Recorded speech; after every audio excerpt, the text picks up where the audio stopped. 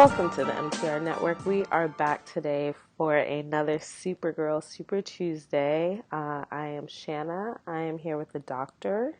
Hello. And we are here to discuss Supergirl Season 2, Episode 20, City of Lost Children, aka City of all the black people that apparently they cast just for this episode. All the telekinetic, telepathic black people led by baby Randall and his mommy. So what did you think of this episode? I liked it. And people are going to think, oh, it's just because of Jimmy. You goddamn right. It's just because of Jimmy. Jimmy, someone in the feedback said it, and I wholeheartedly agree. Jimmy showed why he is the heart of the episode, and he showed what's been missing all season by his absence, like his search for his own meaning and why he went into being guardian and connecting with the baby. He was just powerful. Every scene he was in, every single one. Mm-hmm. Now, while it felt they obviously connected it to the main storyline because what was affecting the Phorians was Rhea. So it also puts Jimmy square in the middle of that battle to a certain extent because now he has these people that trust him and that he has this connection to that he wants to protect. And so that gives him stake in the main battle. But that they took 20 episodes to get here pisses me off. Okay. Again, this is the issue that I have. I like it if we're not talking about episode 20 of a 22 episode season. Mm-hmm. It was a great episode, great development of Jimmy's character. Maybe this should have happened around about episode 11, episode 12, 13, maybe. Like, I feel like we should be in the rear view of Jimmy figuring out where he fits in as Guardian.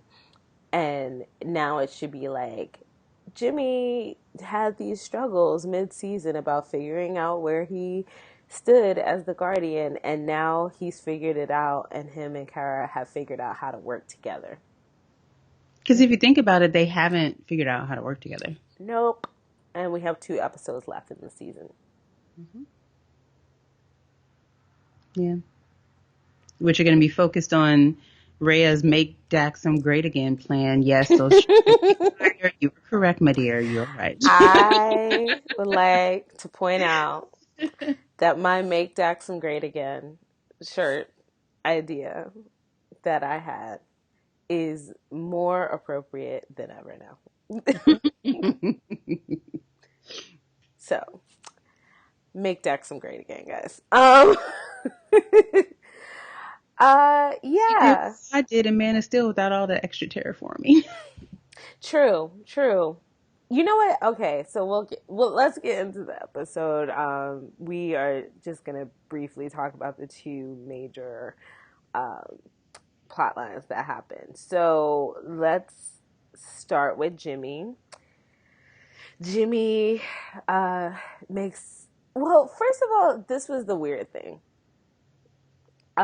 Jimmy apparently is out there being guardian, all this other stuff. And he saves somebody and they're afraid of him. Why? Just because he's big and black? This literally made no sense.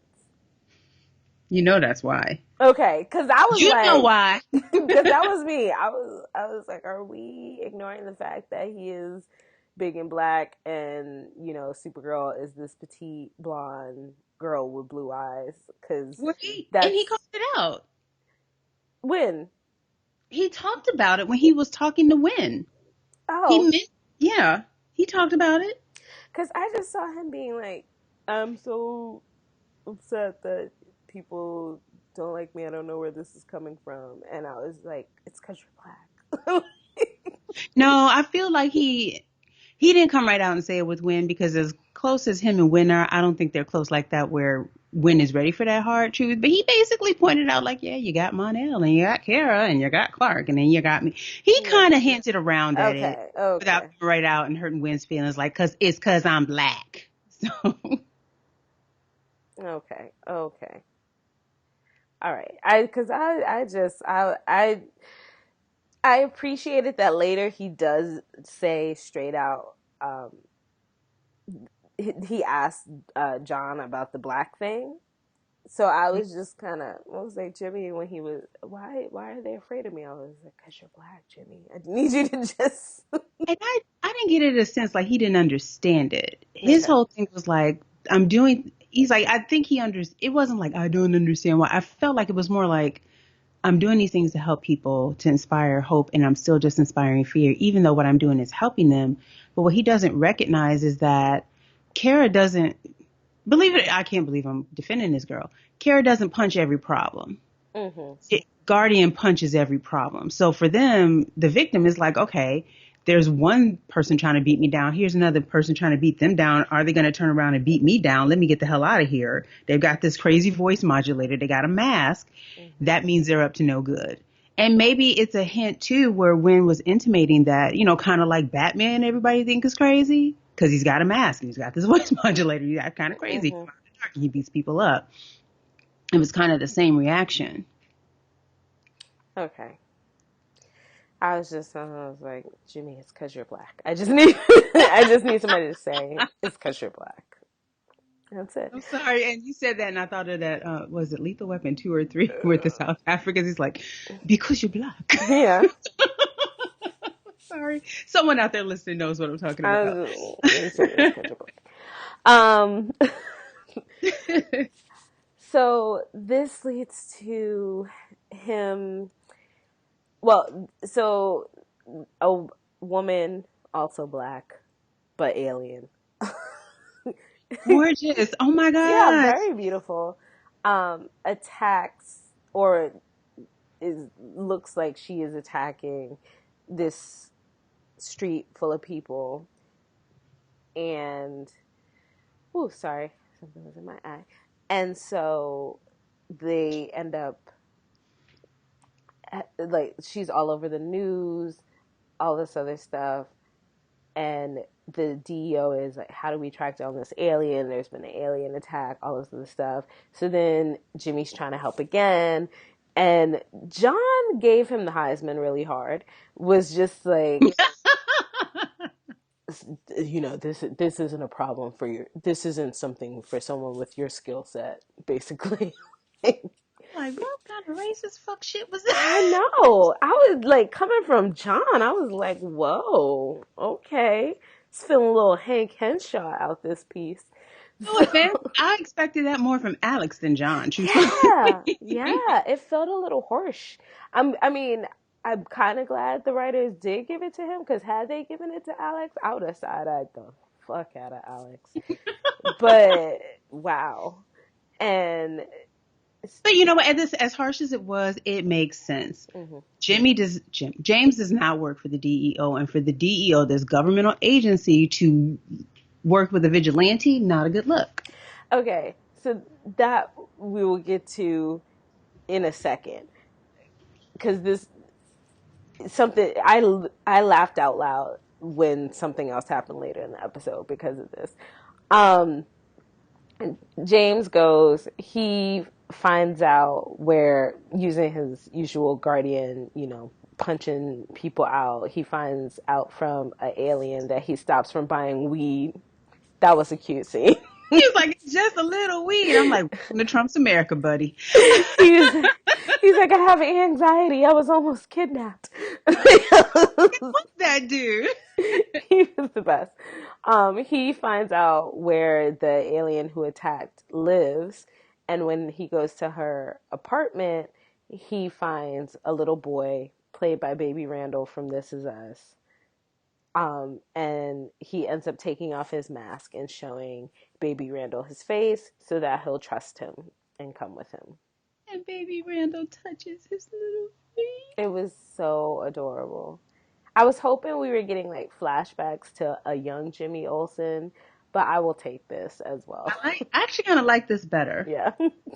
I just want more Baby Randall, so I'm hoping we get some flashbacks. I mean, the actor's name is actually Lonnie Chavis. He's got the blackest name on record. He and McCod worked so well off of each I other. mean, I feel like I have not met this child in real life, but I feel like this child just elevates everyone around him. Based on what I've seen on This Is Us. Based on this, I've just decided that this child just elevates the game of everyone around him. So he takes him back to the DEO. Alex is interrogating him with cheeseburgers. And they realize that he has a connection to James, so they decide to let I just call him Jimmy.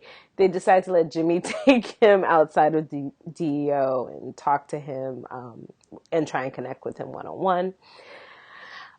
So this is the part that I just lost it because he walks into Catco with baby Randall and he's introducing him like, this is my friend Kara, she works here at Catco, all this sort of stuff.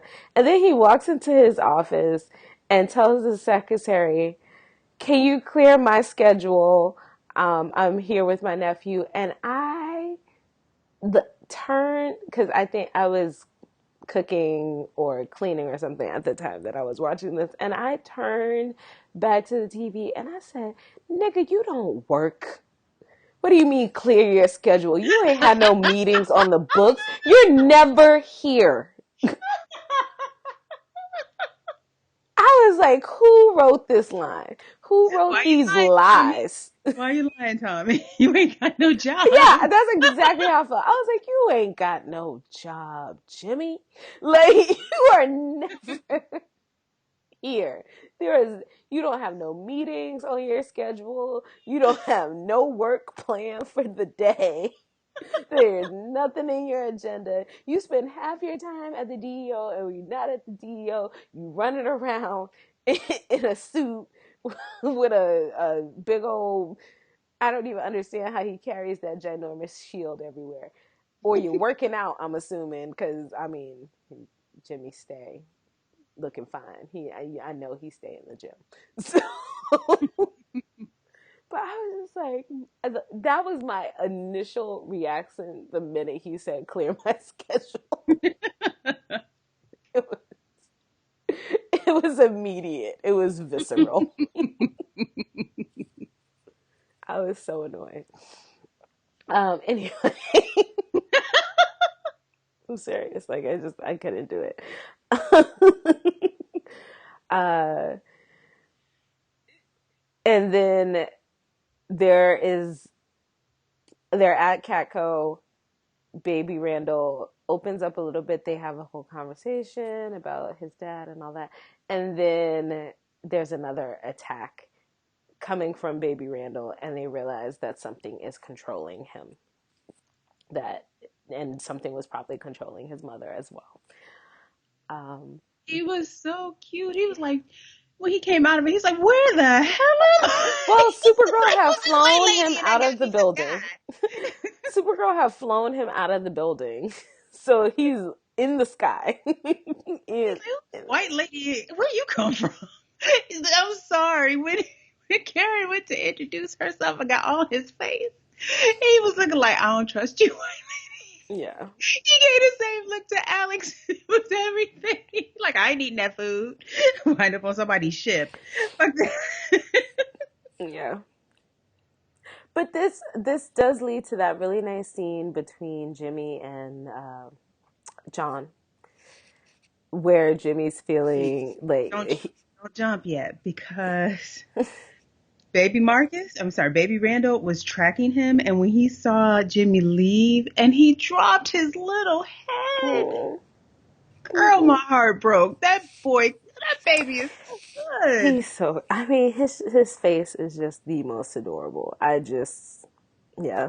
Someone bring that child over to my house. I will babysit him. I will take him to the comic book store. We will hang out. We will have burgers and milkshakes. I love that child. How can anybody say no to that little face? Yeah, certain kids, I just don't know how people discipline them. I'm like, they're too cute. I'm surprised they're not spoiled. Because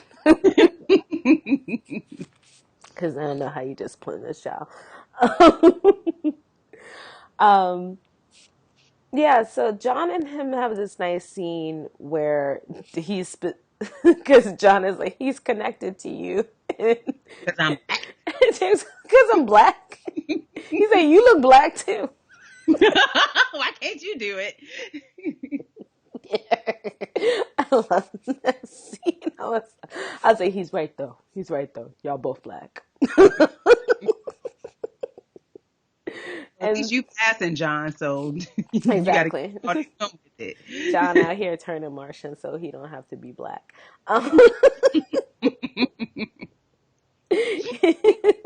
Even in Supergirl, being black is still the worst thing. No, so he gives him the whole little pep talk, CW pep talk about how his daughter gave him purpose and how this little boy can give Jimmy purpose and all this other stuff. And you know what was cute about this is that between the CW pep talk and what was going on, I knew that we were going to have a completely, what's the word? It's completely in line with what we know from Supergirl. I knew we were going to have a hero saves the world with the power of love and friendship moment by the end. I knew that was coming. No offense, though, it worked better than the end of last season. Oh, totally. Totally. Because it made sense. You're working with telepaths who are on some level empathic. Mm-hmm. So it made a hell of a lot more sense than Kara saving the world via radio signal. Yes. That's all I'm saying. Yeah, because that one was more like each person was brainwashed. It wasn't like they didn't establish in that one that breaking the link for one would break the link for everyone. Mm-hmm. So I like that they established that. Like he was like, if I can break this for this one person that I've made this connection with, it will affect everyone else. Because of course, baby Marcus is connected to his mother Erica, and she trying to protect these people. They're all linked and connected to her. So that it made a hell of a lot more sense than last season. Yeah. Oh, and so yeah, that was the other thing. It turns out that it's not just, and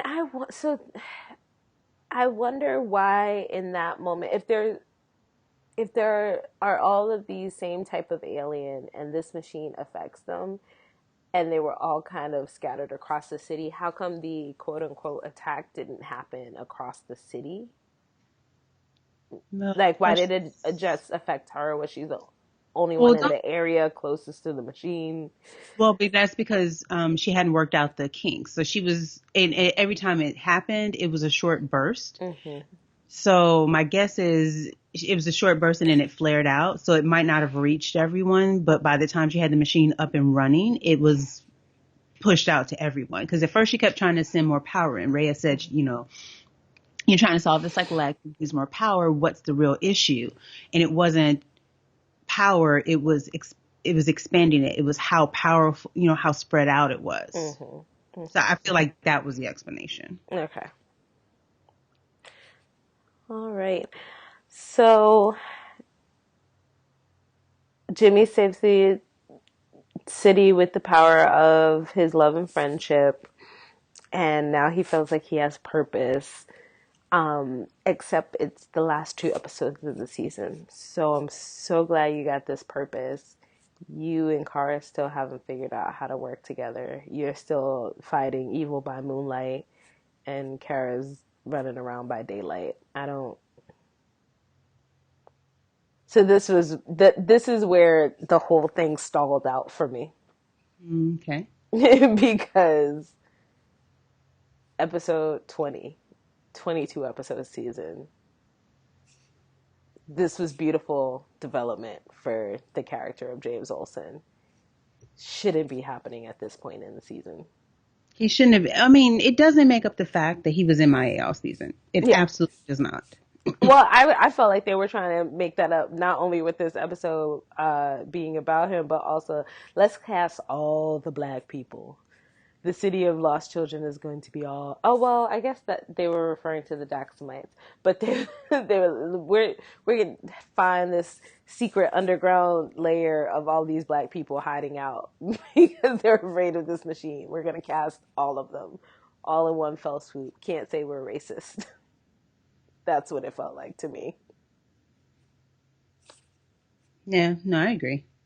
So, and I'm glad they connected it to the plot of what's happening with Rhea and Lena and that machine. But this just because Jimmy had this moment doesn't mean he's going to be connected to the final fight. I'm hoping, you know what? I don't know why I'm hoping. I'm hoping that it does. I'm hoping the Phorians come into play some kind of way. I hope so Just too. introduce them. But then I have to remember what I'm watching. Yeah. My hope fades. Yeah. So the whole reason all of this is going down is because of the machine that Rhea was trying to make, the transport machine, and she's working with Lena to make it happen. And I actually really like this dynamic Yes, again because we are packing everything into the end of the season and things are not well paced. I could have done with one or two episodes of this dynamic between Rhea and Lena. especially because it's so well acted and so believable, and some of the better acting on the show, if we're honest. Yeah, like not just some of the better acting on the show, but it's funny because I just knocked them for not having good pacing or vision. But in terms of the overall theme of this season, when we're talking about mothers, Mm-hmm. this like fit in so well with that theme. Yeah. And so it would have been great to see this partnership slash mother daughter relationship between Lena and Rhea develop over more than two episodes Yeah, I agree. because it fits so well with the themes of what we've been talking about and juxtaposing the first half of because the first half of the season was so much about Lillian and her rejection of Lena. If we would have had like maybe 3 or 4 episodes to slowly develop this relationship with Rhea and Lena and really show that contrast. I mean, the actresses did a great job with what they had, but to pack into 2 episodes just felt we could have done better. We got okay. So here's the thing: reflecting back on the season, even the episodes we enjoyed with Monel, Mm-hmm. as much as we enjoyed them, the whole focus on Monel and Kara's relationship was filler that robbed us of these character moments with Rhea and of these character development of Lena and Jimmy. And if I had to go back and rate it, I'd re-rate those episodes as a Mm-hmm. result. Mm-hmm. And I mean, I feel like we found ourselves in this position last season as well, coming towards the end of being like, this is this for right now, but if they don't address this in the upcoming episodes, then I would drop this grade lower because you introduce this thing that you can't wrap up or you can't bring to a satisfying conclusion. And that's where I feel right now. It's and not to I feel the same issue with the Flash. So this is not just Supergirl. Oh This yeah. yeah, Oh, this is absolutely. this is With the not by exception any of, means isolated.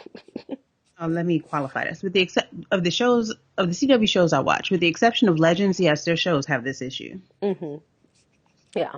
Well, and that's the thing is that Arrow hasn't this season. Arrow's been really tight Well, in their storytelling and their pacing this but that's why season. I qualified it with the shows I watch. Yeah, I know. But that's what I'm saying. It's kind of disappointing to see these two shows that I think have always well, not Supergirl. Supergirl was uneven, but we all know that it was uneven because of network interference. Um, the Flash is a little bit more disappointing because it's always felt a little bit tighter and this season it has not at all. Right.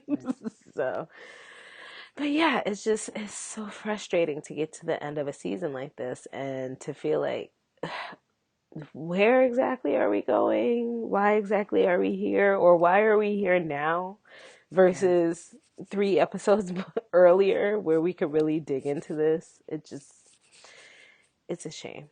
Um, I wanted to look up, I'm not gonna be spoilery, but I wanted to look up what the next episode title is. Yeah. Okay. Oh, the next episode is directed by Millicent Shelton, Oh, okay. who's one of our favorite Black woman directors on the CW. So, you know, Millicent always brings in a good episode. I don't know story wise what that is going to mean, but Millicent brings At together a least if you lovely know the episode. directing will be good. Exactly. The next episode is called Resist. I think this was the one we were. No, it wasn't. It was the next one. Really? Okay. That that bullshit Oh quote. my God. Yeah. Okay. So the next two are their attempts. The next two episode titles are their attempts at being political. Make I'm like, Daxam leave great that. again, guys. Like, leave that to Agents of Shield, people. Leave it to Agents of Shield. That's all. They're doing it so much better. Oh gosh, this show, I swear. So, oh yeah, about the end, because there was a question that I think we're all confused on, and maybe you saw it. I didn't catch it. Mm-hmm. Do you want to get to the end? Yeah. Where Mm-hmm. Okay, so I didn't get to cue up that piece, and there's going to be too much background noise, where Rhea reads Kara for Filth, and I gloried in every second of it. But I didn't like the cliffhanger because John is trapped in his own mind. And did she Oh take him yeah. with her? I couldn't tell. I know she took Lena and Monel. Did she take John too? Oh, When she zoomed, remember at the end when she teleported everybody out of the room? Did she take John with her? I don't know. I'm sorry. I was not paying that close attention. I Go back. apologize because it's part of my job to pay that close attention. And mind you, I rewound that part twice and I couldn't figure it out because we saw Lena get transported, we saw Monel. Mm-hmm. And for some reason, I don't know if I blinked too fast. I feel like she took John, but then I feel like she left him. But either way, it's problematic Yeah. because John is suffering. Taking him off the board. Well, maybe. Rhea is playing chess. I'm sorry. Yeah, I was gonna say it might be because the no force card to step up, but who will give her pep talk so she does step up? Alex, Alex. James. I'm like Alex. Oh well, look at James having a purpose again, Oh, doing what he always did, which was help her become a better hero. Anyway, sorry, still bitter. I was like, I can't give this episode full whoopee fingers because it was about James, but I'm giving it half whoopee fingers. because it took too long. Took too long. Took too long. Yeah, so I was really upset with Monel because thought he should have just shot his mama. I know You it's could have Mother's shot her in the Day. leg and dealt with it later. Exactly. I know it's Mother's Day on Sunday, but she deserved that. Sorry. Sorry, not sorry. um, Honestly, I was expecting a character to show up like, no, James, no, James, see, no, Monel, you can't do it. And I'm like, the fuck I can't. She can recover from a kneecap. She'll be on crutches. She can recover from a kneecap, a bullet to her kneecap. It wouldn't have took all that conversation. I don't love you that much. You trying to kill people. Yeah. How did he not see through that lie? How did he not see through that lie? Like, your daddy dead and you know she did it. I was hoping so hard. Oh God, I can't say that without spoiling a movie that not everybody has seen. Which But movie? Guardians of the Galaxy. Okay. Yeah, I know where you're going with Yeah. it. I saw that and I was just like, "Ooh, is she gonna say what happened to his daddy?" And he gonna lose it. He gonna shoot her, and she lied, and he bought it. And I was like, "You wanna believe that lie? There's no way you actually believe that lie." And Kara switched from James to this. No, I'm sorry. Exactly. Well, Because a nice built body only gets you so far. I'm gonna say it. Gentlemen, a nice body will only get you so far, but if you dumb as a sack of rocks, there's only so much I can do with you. He is Afterwards, you sweet gotta go. though. He is really sweet though. I like when he came in with the food and she was like, "Did you do something to my toilet again?" Like, what'd you do the first time? Exactly. That's how I felt. I love him. I do. I really do. He's But starting to get on my nerves. He really I is. I love Monel, but I mean, I'm not gonna lie. Like 90% of the reason that I love Monel is because Chris Wood, and because he's funny, because he lightens these episodes up, and I just really appreciate it.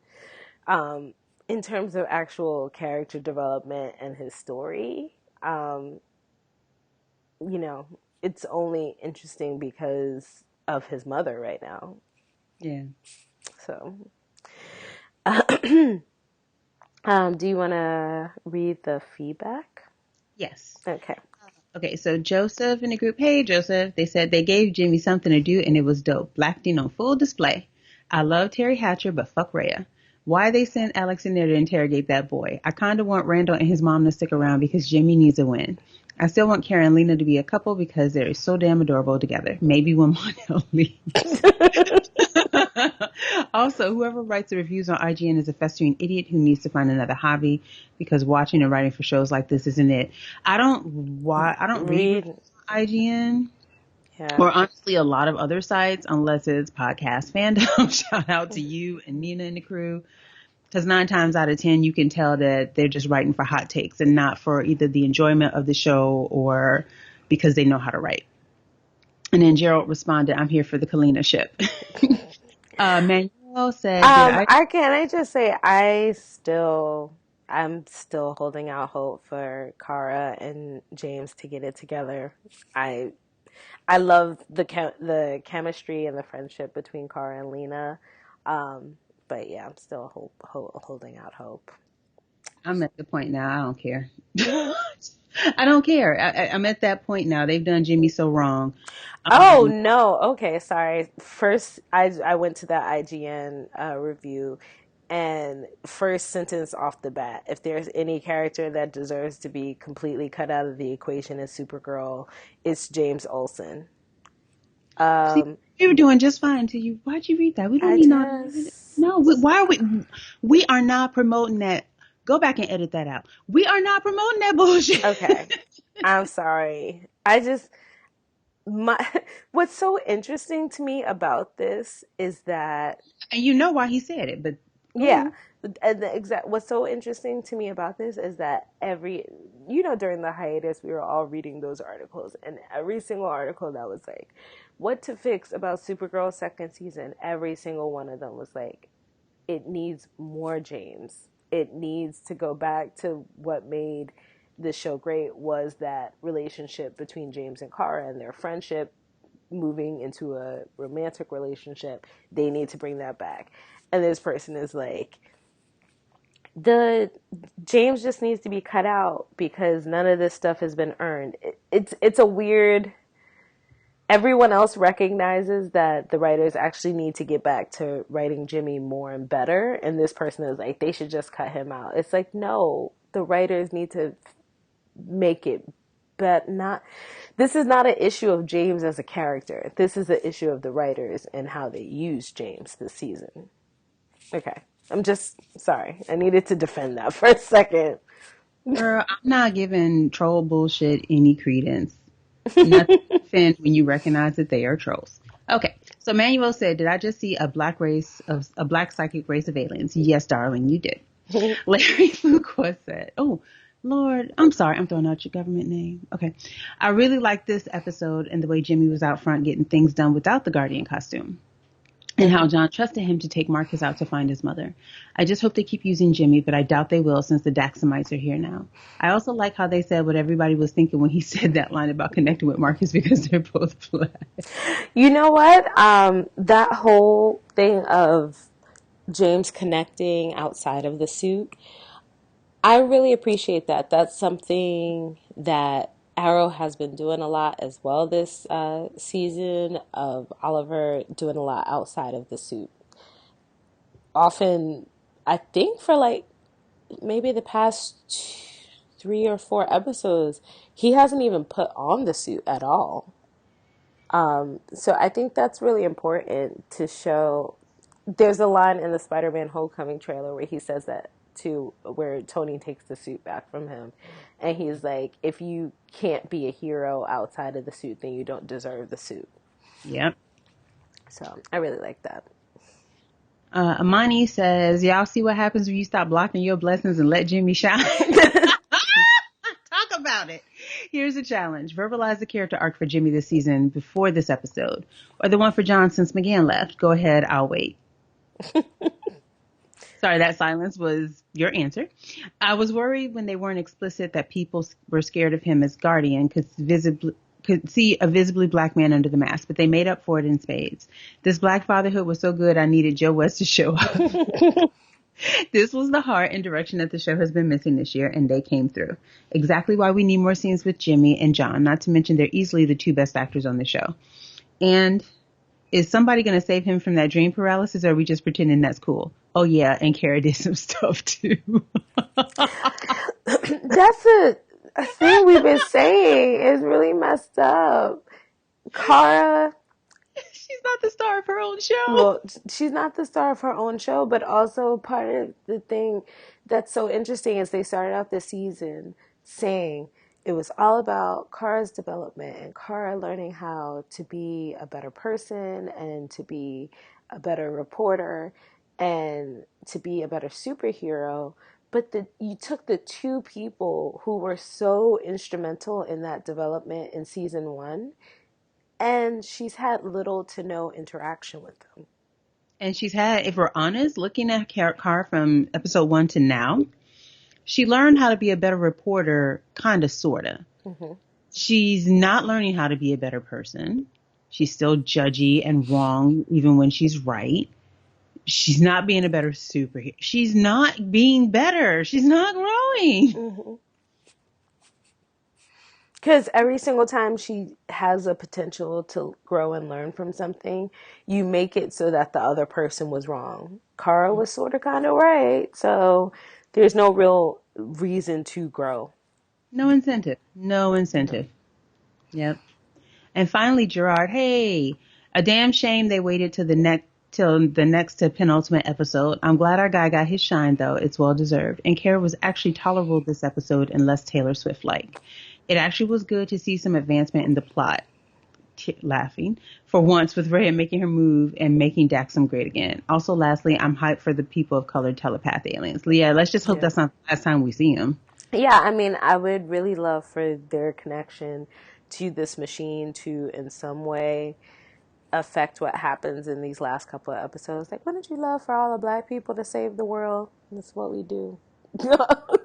It's what we do. I did really enjoy the special effects of that final scene, all of the ships coming through. Yeah. That was lovely. Good job. That purple, it was beautiful. That was nice. And then, but one of the images I sent you was Kara standing there like, well, that's new. That's so new. That happened. So I don't know what to do now. So, yeah. So that happened. That was great. It's almost like this show should have started that record scratch. Like, you're probably wondering what happened here. Yeah. So am I. Record scratch. Probably wondering how we got here. Yeah. Oh God, now I need someone to cut the episode that way.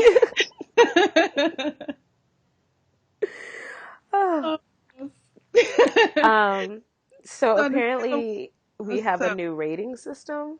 Yes, so instead of grades, it's on a scale of 1 to 10. What would you give it on a scale of 1 to 10?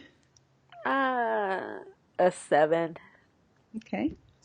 And that has nothing to do with Jimmy and everything to do with where we are in this point in this season. For that same reason, I'm giving it an 8.5. I was so glad to see them give Makad something so powerful to jump into, and I know it's late. and the timing sucks, and it may never come back to it. But I was just glad to that they let him shine. I'm glad that they got all that beautiful black talent in there. Baby Randall makes it an Adolf jump. I'm just gonna put it out there. So, yeah. Yeah, that little boy can do no wrong in my eyes. He's just adorable. I just want to pinch his cheeks and hang out with him and take him to the park and yeah. I know it sounds weird and creepy because I'm old, but doesn't he just seem like he'd just be the most fun kid to hang out with? You know what? In some ways, he reminds me of my youngest. Mm-hmm. Yeah, he's probably someone who's just inquisitive and asks the best questions and gives the best hugs and is just so loving. And the kid might be an asshole. I don't know, but he doesn't strike me. He reminds me so much of my baby. I know we've put a lot on this little boy. Somebody's gonna write and be like, a friend of a friend told me that little boy is horrible. Like, I don't believe you. I know, just crush all our dreams. And then they show you video. I'm like, it was doctored. It was Photoshop. Oh my gosh. So before we go, I do want to say thank you to everybody for buying tickets for this event. Oh my God. Yes. NegroCon 2017. I really, really appreciate it. First of all, I'm so glad because I've already bought my plane ticket. So if I'm flying out from California, I do want to see everybody. And so I'm glad that this whole thing is turning out to be a success, selling out so quickly. Really appreciate all you guys for supporting us and, spending your hard-earned dollars on our little podcast. Yeah, I caught myself trying to bow out because I thought they were trying to have everybody on stage. So I was going to be the audience mic girl, but it looks like that we're doing it in 3 separate sets. Mm-hmm. Yeah. And I'm really excited to see everybody, to meet everybody in person. We've never met in person, so that should be really fun. Yeah, I'm really excited about all of this. Is there anything else that you want to talk about, Supergirl or non-Supergirl related, before we head out? Yes. And it's just a brief thing. And I talked about it on Twitter. During my Guardians of the Galaxy viewing, they premiered again the Wonder Woman trailer. Mm-hmm. The new. And sitting here talking about it, I'm about to cry again. Yes, I'm a weepy something. That trailer made me cry for 2 reasons. The first is that is a trailer that the girl in me, as a little girl growing up watching with Linda Carter's Wonder Woman, has been waiting for her entire life to see her on the big screen kicking ass and taking names. It was beautiful. If the movie disappoints, but they have my money open today. Mm-hmm. The second reason was they have done that movie so fucking wrong. I've seen the trailer now each week on Supergirl and on The Flash, and that's great. But we are less than a month out. And we have seen more bullshit about that bullshit Justice League with that bullshit Flash Megatron suit and that bullshit Cyborg Megatron suit for a movie that's not even coming out until later in the year. And here you have a moneymaker. Women, a lot of times with some of these movie purchases, hold the purse strings. Fuck you, WB, if this movie doesn't do the numbers it's supposed to do. Yeah.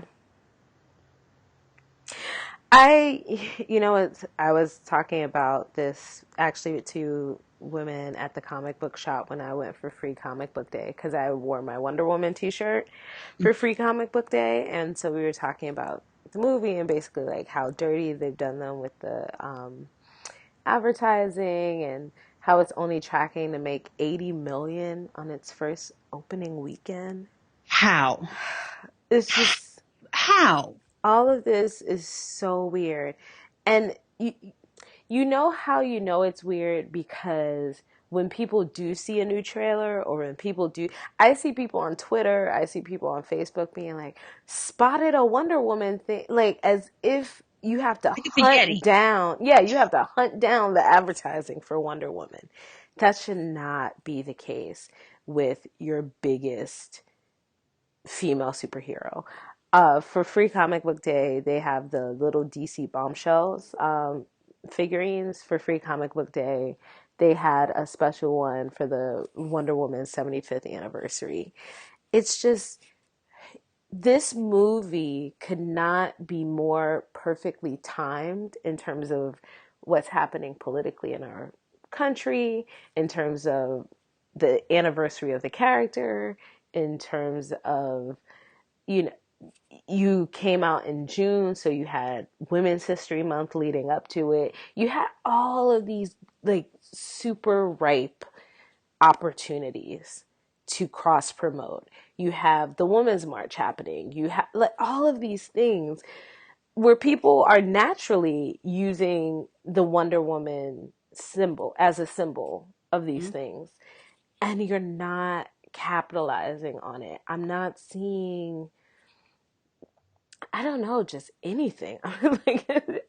like, how are you not having commercials out there like with little girls saying, "I am Wonder Woman"? How are you not like?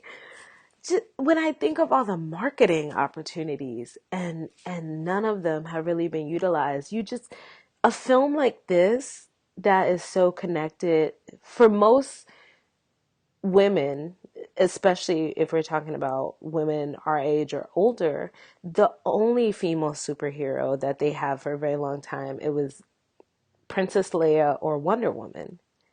Right. I mean, some people will say Batgirl from the Adam West, but not Yeah, really. not And she, really. not really. And Those were the only two leads. mhm. And the ones that everyone, whether you were someone who was into that stuff or not, everyone knows Wonder Woman. Mm-hmm. So it's just, it's so weird to me that you have all of this to draw on culturally, and the time that we're in and everything, and you just don't take advantage of it. It's just such a missed opportunity there. I should see billboards everywhere with like little girls of all races and ages, you know, like, I am Wonder Woman. I am, like, this should just be everywhere. Girl, my son, my youngest, who is more of a Marvel fan than a DC fan, has been seeing that poster and seeing that trailer, and he's like, "When are we going?" He's a little boy and he's hyped about it. Come Yeah. on, do better. It's such a shame. And yeah, it's really frustrating. It's really sad. And yeah, I just missed the mark on this one. This was it. This was a layup. And I just don't understand how you missed that layup. They failed. They failed. It's so bad that you have me making sports analogies.